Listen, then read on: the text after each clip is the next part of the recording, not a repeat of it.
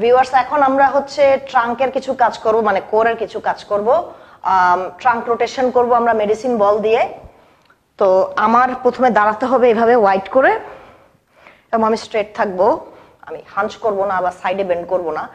আমি মেড বলটাকে সামনে এভাবে ধরে আমি just to the side and to the other side এভাবে করে আমি 4 থেকে 5 সেট করব, অথবা 3 থেকে 4 সেট করব।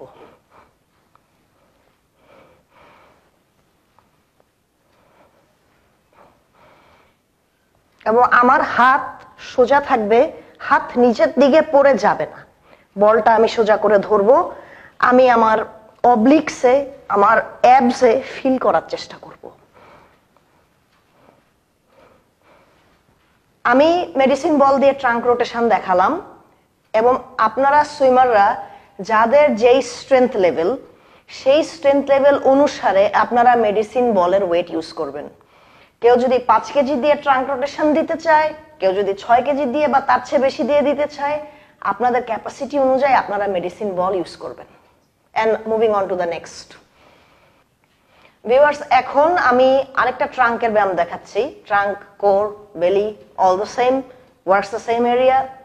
তো আমি এখন দেখাবো মেড বল দিয়ে উডচপস। তো উডচপ আমরা প্রথমে এই পাশ দেন এই পাশ, আমরা এক সাইড আগে করব, তারপর আরেক সাইড করব। তো 3 থেকে 4 সেট। আমার ডান দিকটা আমি আগে টার্গেট করব। তো টার্গেট করতে গেলে আমার যেটা করতে হবে, যে দিকটা আমি করব সে পার্ট আমার পিছে থাকবে, আর নন ডমিনেন্ট পার্টটা সামনে থাকবে। যেহেতু আমি এখন ডান দিকেরটা করব, তো এইভাবে করে আমি বলটা নিয়ে আমি এইদিকে সুইং আপ করব। 1 2 3 4 5 6 7 8 9 10। এখন আমার এই পাশটায় আমি 3 থেকে 4 সেট করব, দেন আমি এই পাশে যাব। তখন আমার এই দিকটা হচ্ছে ডমিনেন্ট সাইড হয়ে যাবে। সো আমার বাম পাটা পিছনে যাবে, নন ডমিনেন্ট লেগটা সামনে আসবে, এবং আমি বাম দিকের যেহেতু আমি ব্যায়ামটা করব, তাই আমি বাম দিক থেকে এই বলটা ধরবো নিচ থেকে এবং উপর দিকে নিব।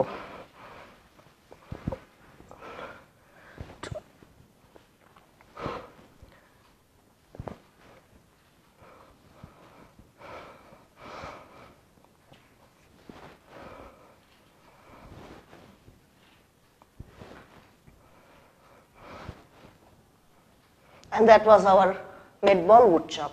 আপনারা আপনাদের স্ট্রেংথ অনুসারে মেডিসিন বলের ওয়েট ব্যবহার করবেন এই ক্ষেত্রেও।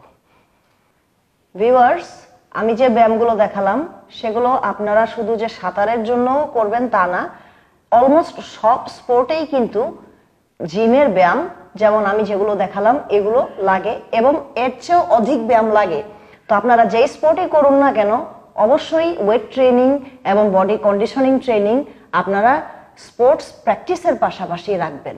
এতে করে আপনাদের পারফরমেন্স ভালো হবে, বডি কন্ডিশনিং ভালো হবে, স্ট্রেংথ বাড়বে, আপনাদের বডি ভালো অবস্থায় থাকবে, এবং আপনারা আপনাদের ফিল্ডে বা সুইমিং পুলে অথবা কারাটের মঞ্চে আপনারা বেস্ট পারফরমেন্স দিতে পারবেন। এন্ড হ্যাভিং সেড দ্যাট, আজকের মতো শেষ করছি, আগামী ভিডিওতে দেখা হবে।